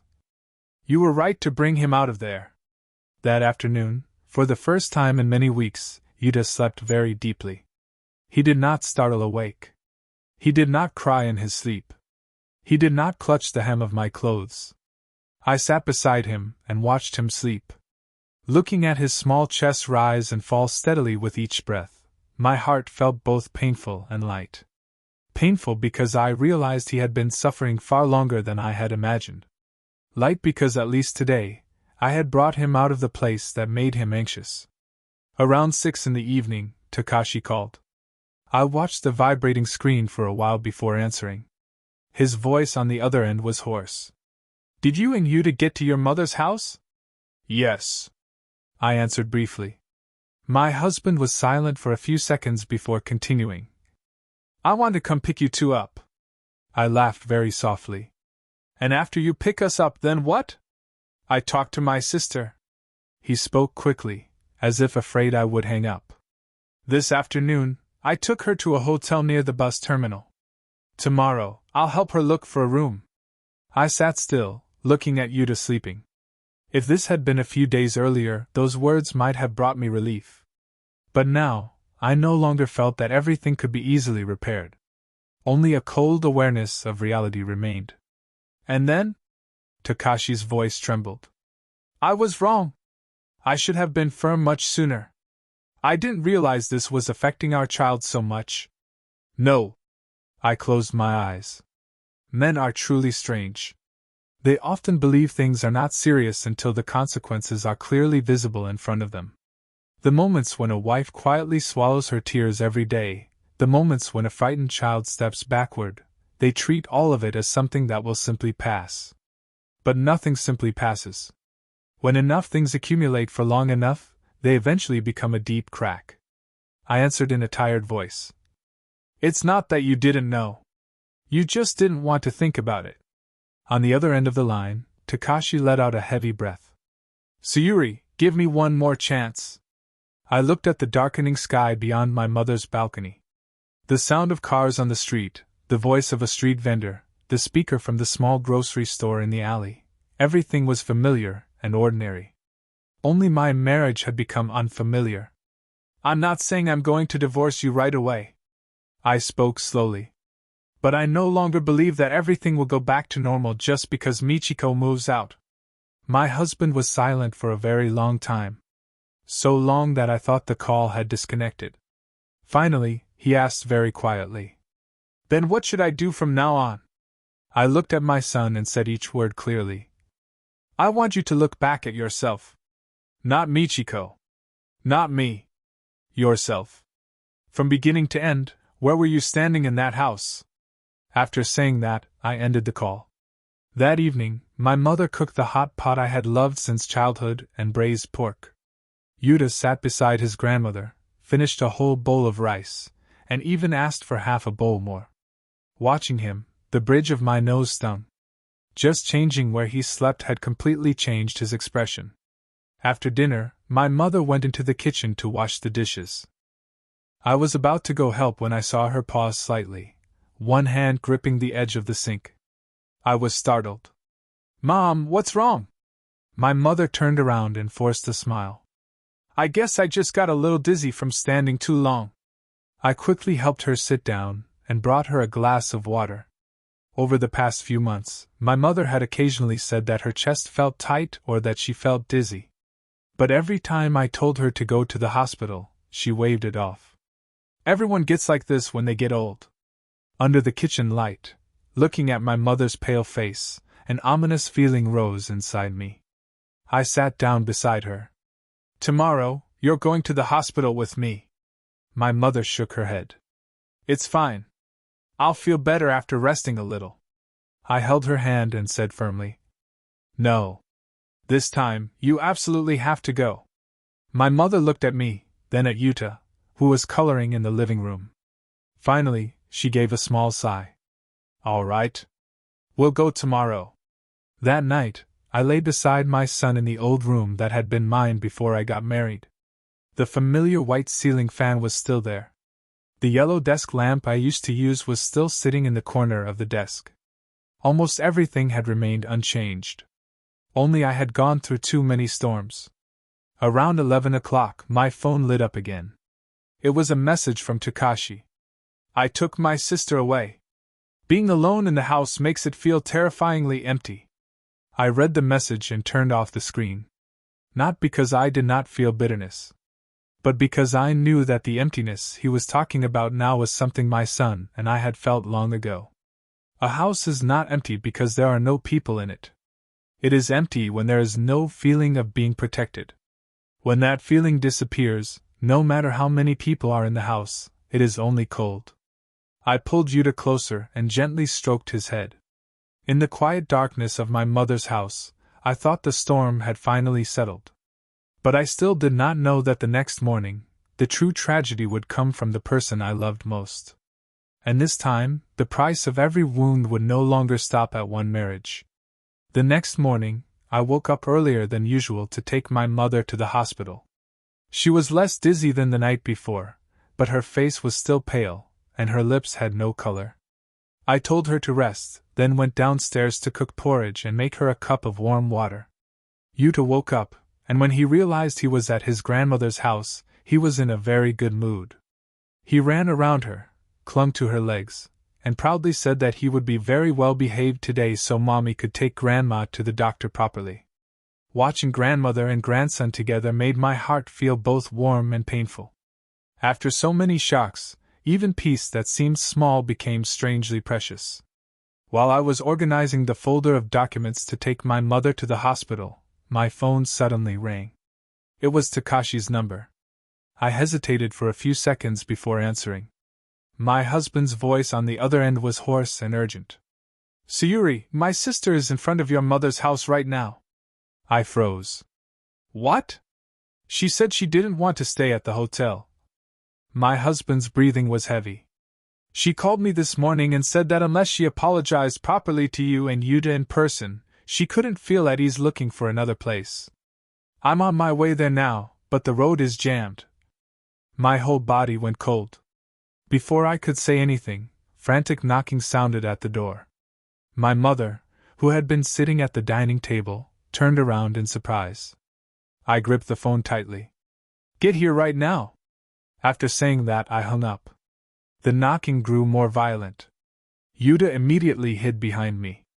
I took a deep breath and went to open the door. Just as I expected, the person standing outside was Michiko. Her eyes were swollen, her hair was messy, and both her hands gripped the strap of her handbag tightly. She looked far more worn out than usual. The moment she saw me, she rushed forward as if afraid I would close the door. "Sayuri, please, just let me say one thing." I stood blocking the doorway. My voice turned cold. "Go home. I'm not in the mood to receive guests today." Michiko pressed her hands together, tears falling in streams. "I know I was wrong. I just don't want you to misunderstand me forever. Let me come in and say one word to your mother, one word of apology to you, and I'll leave immediately." My mother came out from inside the house. The moment she saw Michiko, her face tightened. Not because she hated her, but because she had heard far too much from me. And a mother always understands her daughter's pain more clearly than anyone else. My mother spoke first. "There's no need for you to come in. Now that things have reached this point, what good will an apology do?" Michiko turned to my mother, her voice hoarse. "Ma'am, I truly mean it." I looked at Michiko. Suddenly, I realized I was too tired to analyze whether those words were sincere or fake. All I knew was that my mother had not been well the night before, and I could not let her get dragged into another chaotic scene. "Go home," I said firmly. "If you have anything to say, say it to Takashi." But Michiko did not leave. Instead, she suddenly dropped to her knees in front of my mother's house. "Sayuri, I'm begging you. I know I was foolish. I truly am sorry. Please don't drive my children and me into a corner." Those words struck exactly the thing I hated most. Kneeling again. Turning herself into the victim in front of others again. Forcing me into a position where, if I remained firm, I would become the cruel one. My mother stepped forward. Her voice trembled with anger. "Stand up right now.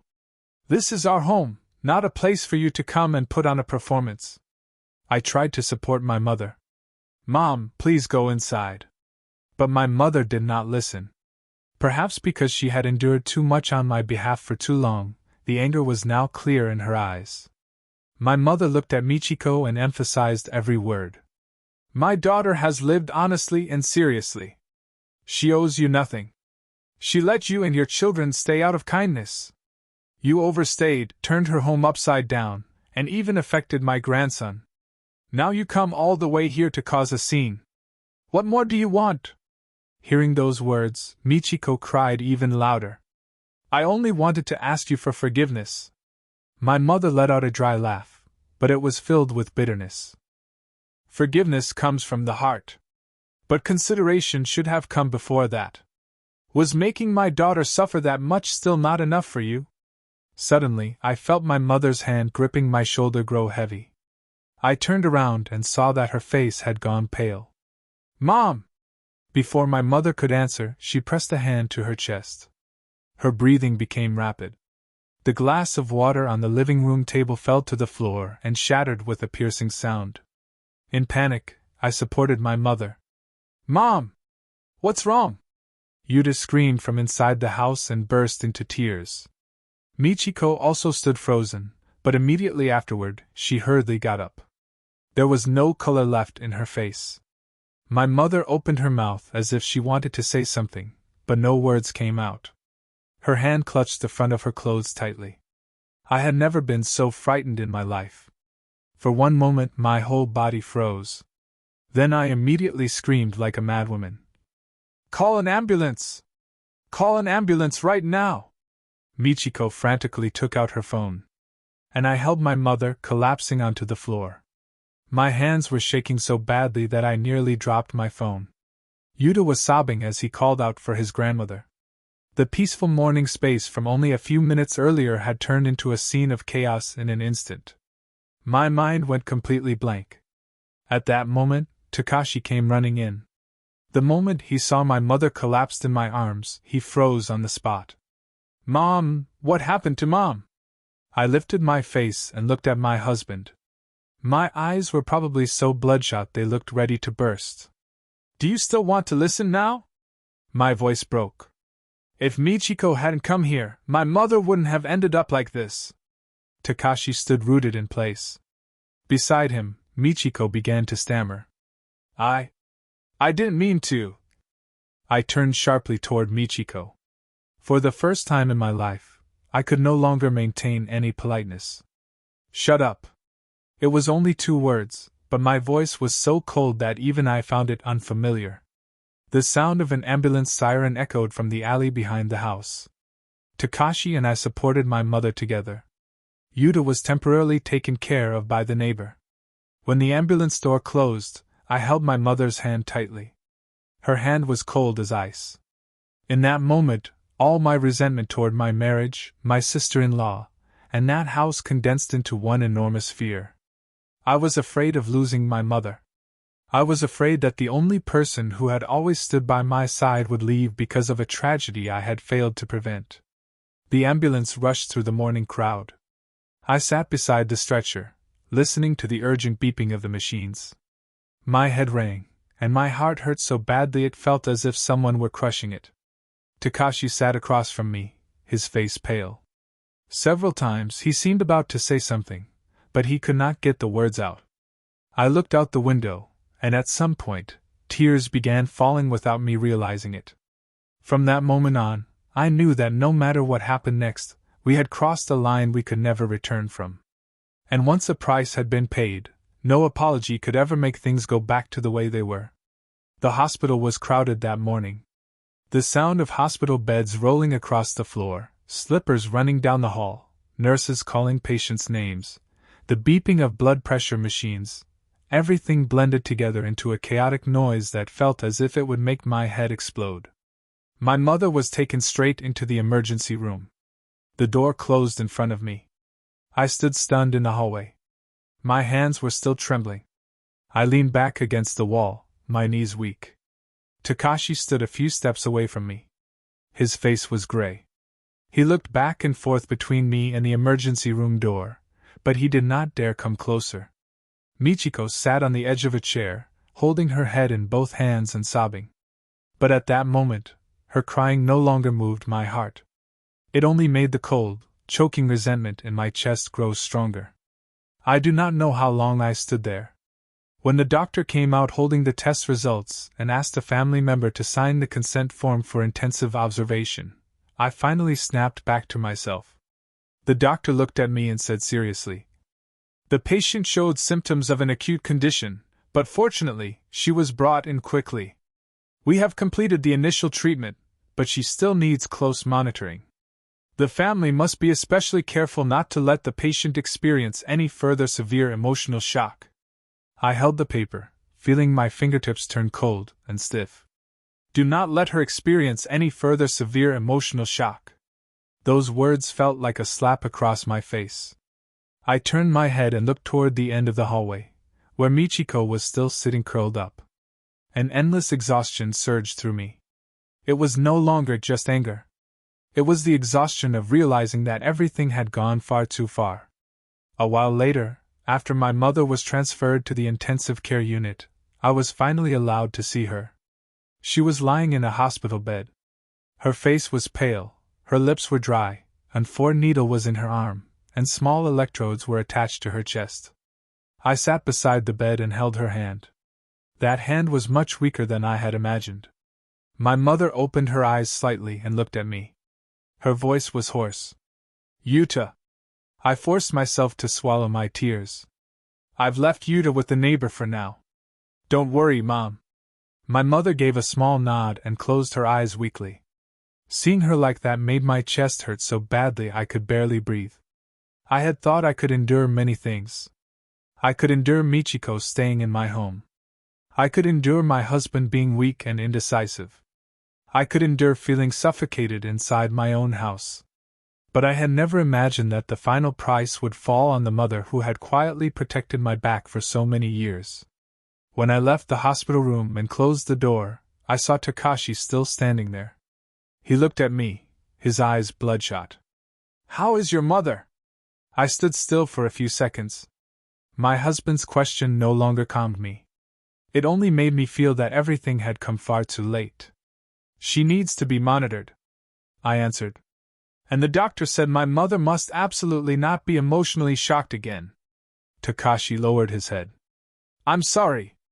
I looked at the man in front of me. For the first time, his apology felt so light that it was meaningless. So light it could not even touch the heavy stone inside my heart. What are you sorry for? I asked.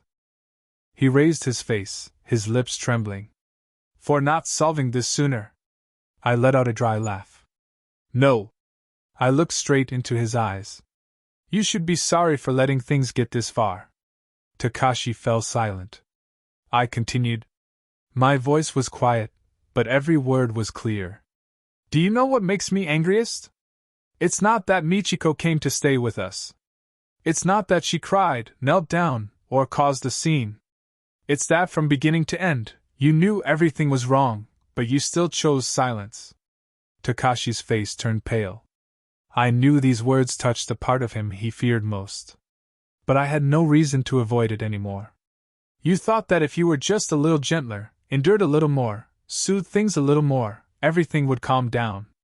But that weakness of yours pushed your wife and child to the edge. And now, it has even put my mother in the hospital. Do you understand? He took half a step back. His eyes were red. Sayuri. I raised my hand to stop him. Don't call my name like that. The hospital hallway was white and cold.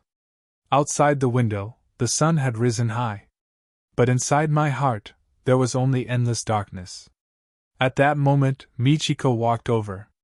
Her face was pale, her hair was messy, and both her eyes were swollen from crying. This time, she did not look like she was acting. Perhaps even she had not expected things to turn out this way. She stood in front of me, her lips trembling. Sayuri, I'm sorry. I really didn't think your mother would. I turned and looked at Michiko. Just one look from me made her fall silent. Don't apologize to me, I said very quietly. Apologize to my mother. If she wakes up and still wants to hear it. Tears spilled from Michiko's eyes. I was wrong. I nodded. Yes. You were wrong. Then I continued. My voice remained calm, but it was so cold that even I found it unfamiliar. But not everything ends just because you apologize. Michiko covered her mouth and sobbed. Takashi looked back and forth between his sister and me. It was the expression of someone who had finally realized that everything had become impossible to repair. I took out my phone and opened the notes file I had been saving over the past few days. Every incident that had happened. Every recording file. Every moment Yuta had been affected. Every time I had asked them to stop and had been ignored. Everything was there. I did not show it to anyone. I only looked through it once to confirm to myself that my feelings had not been imaginary. All of these wounds were real.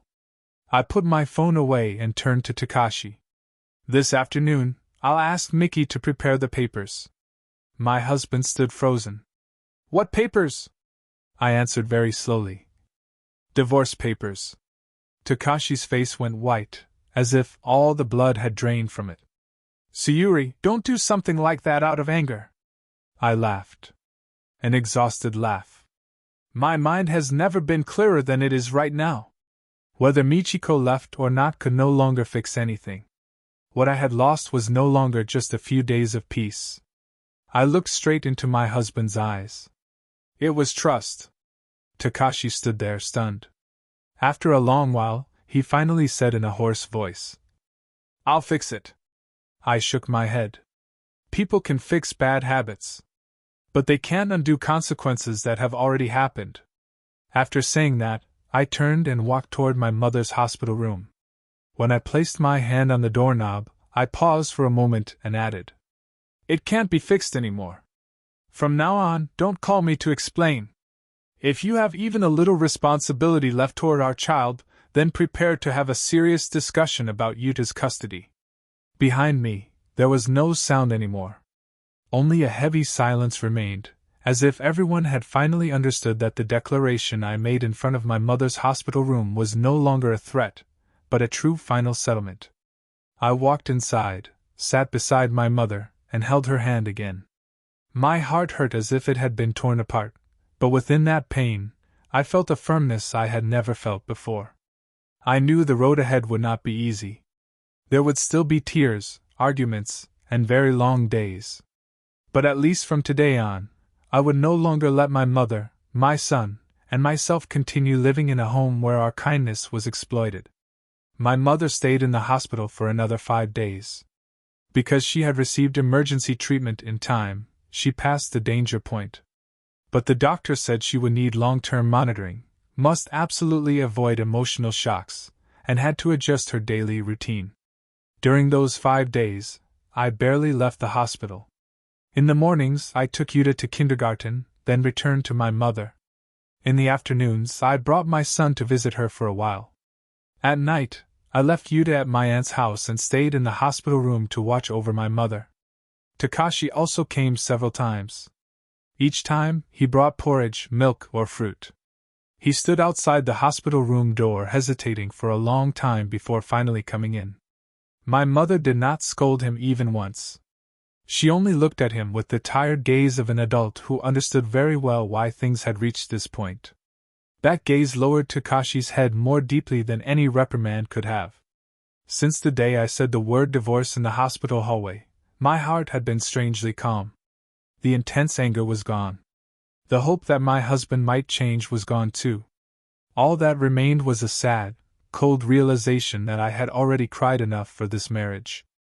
Mickey, my friend, prepared the documents very quickly. The audio files.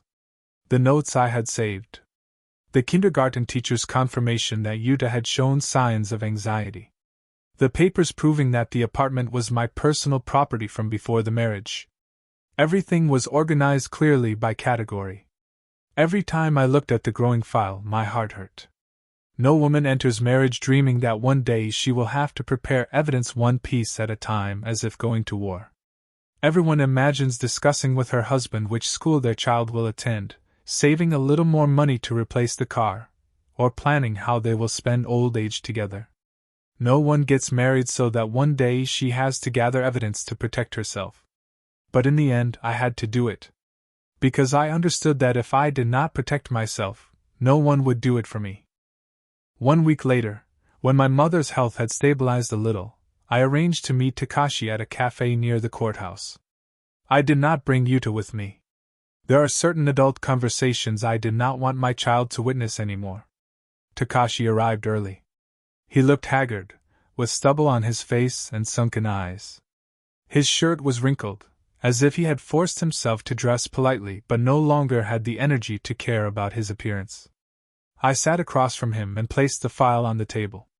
When he saw it, his hand trembled slightly. "Have you really decided?" I looked at the man who had once been the most peaceful part of my youth, then gave a small nod. "Yes. I've decided." He lowered his head. After a while, he finally spoke. "I rented a room for my sister and told her to move out. I also told her clearly that from now on, she has to take responsibility for her own life. I was wrong. I was too weak. I know I disappointed you and Yuta." I listened to his words. My heart still hurt, but it no longer wavered. Some realizations, when they come after too many wounds, are worth no more than a sigh. "I know you were wrong," I said very softly. "But I no longer believe I can keep living with someone who allowed my son and me to be pushed that far." Takashi lifted his face. His eyes were red. "Can you give me one more chance?" I shook my head. "The first chance, I gave you for more than a month. The second chance was the night Yuta asked when his aunt would go home. The third chance was when I clearly told you my limit. The final chance was the day I held our child and left the house." My voice was not loud, but every word rang clearly. "At every one of those moments, you always chose to be one step too late." Takashi pressed his lips together until they turned white and said nothing. I opened the file and pushed it toward him. "I have no intention of stopping you from being a father. Yuta needs a good father. But I can no longer be the wife of a husband who does not know where he should stand when his wife and child need him most." The hand he had placed on the edge of the table trembled. After a while, he finally asked, his voice breaking, "Do you hate me?" I looked out the window. Outside, cars were still crowding the road under the hot afternoon sun. The world continued moving, indifferent to the fact that something inside someone's heart was breaking. "No." I turned back and looked at him. "I only regret it. I regret that a marriage that could have been saved so many times ended like this." As I said that, my eyes grew hot. Not because I still wanted to hold on, but because I finally had to admit the truth. No matter how much I had once loved him, I could not live with someone who did not have the courage to protect our small garden. After that, we completed the divorce procedures. Custody of Yuta went to me. Takashi had visitation rights according to our agreement, and would share responsibility for child support. The apartment was handled fairly based on contributions and legal documents. Everything was not as noisy as I had imagined. There were no fierce arguments in court. No scenes of pleading in the rain. There were only two adults sitting across from each other, signing a few pieces of paper, and ending with their own hands the time they had once believed would last a lifetime. On the day I cleared everything out of the old apartment, I took only what was truly necessary. Clothes for my son and me. Yuta's books. The teddy bear he hugged when he slept. And a small potted plant I had once kept on the balcony. Standing in the middle of the home I had known for so many years, my heart ached. This place had once been a refuge. It had once held the laughter of a young newlywed couple. It had once been the place I returned to, nervous and excited, holding my newborn son for the first time. And yet, in the end, what remained was only an irreparable coldness. Yuta held my hand and looked up at me. "Mom, are we going to live with Grandma from now on?" I bent down and straightened his collar. "Yes. For a while, you and Mommy will stay with Grandma." Yuta nodded, hugged his teddy bear tightly, and smiled very softly. "I like living with Mommy and Grandma. It's quiet there." Just that one sentence, "It's quiet there," nearly made my tears spill out. I quickly turned my face away, took a deep breath, and held my son's hand as we walked out the door. This time, I did not look back. A few months later, my mother gradually recovered her health. Yuta also became cheerful again. He slept better and startled less often. At kindergarten, he became lively like before.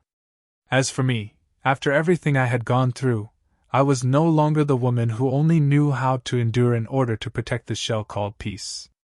I learned how to set boundaries. I learned how to protect my child. And I learned that justice only has meaning when you know how to protect your own place. Once that boundary is crossed, kindness becomes a burden, a wound, and even an unspeakable pain. One afternoon near the end of the year, I stood on my mother's balcony and watched the sunlight slant across the orchid pot. Yuta was coloring in the living room. My mother sat beside him, slowly watering the potted plants. The wind blew very gently. My heart felt light too. I knew I did not have a perfect ending like a fairy tale. But after the wounds, I had gained a better life. And sometimes, for a woman who has walked through suffocating days, simply being able to live and watch her child grow up in peace is already a good enough ending. This story is a fictional work created from fragments of real-life emotions. I use AI narration to share this story with viewers, hoping it can help people gain meaningful life lessons. The characters in this story do not represent any specific individuals. Lessons from this story. First, helping family is a good thing, but every act of help needs clear boundaries. Second, in marriage, weakness and silence in the face of wrongdoing can sometimes wound as deeply as betrayal. Third, children are extremely sensitive to every change in the family, and adults have a responsibility to protect a safe living environment for them. Fourth, being a kind woman does not mean enduring unconditionally. Fifth, when a family is no longer a safe place, having the courage to leave can sometimes be the way to protect your own dignity and your children's future. Sixth, apologies are very important, but some consequences, once they happen, cannot be reversed. Seventh, in any relationship, love can only last when it is accompanied by responsibility, respect, and boundaries.